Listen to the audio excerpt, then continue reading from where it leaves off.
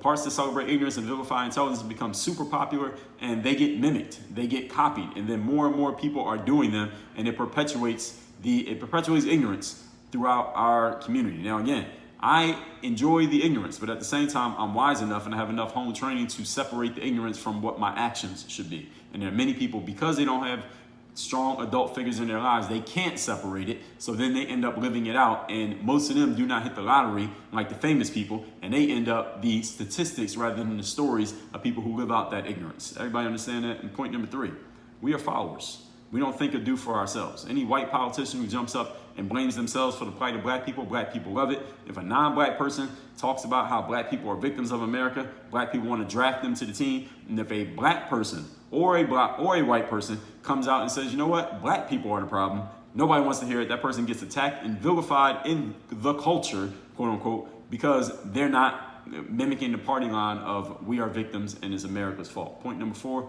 the non-black savior. This is the person who comes out and lets black people know, hey, I'm on your side.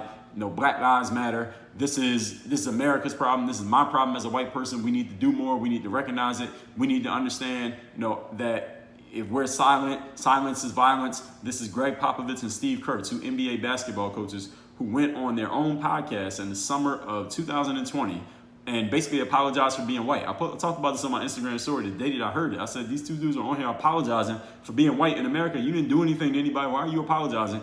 Because they felt the pressure from the culture and because they both worked with a bunch of young black people, they felt pressure from the culture that they had to come out and apologize for being who they were, simply because they didn't want to deal with the blowback if they didn't do that.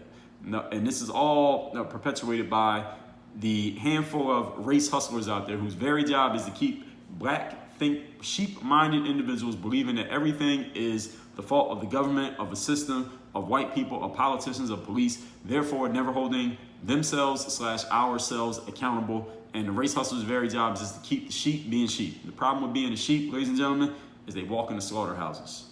Work on your game. Dre, all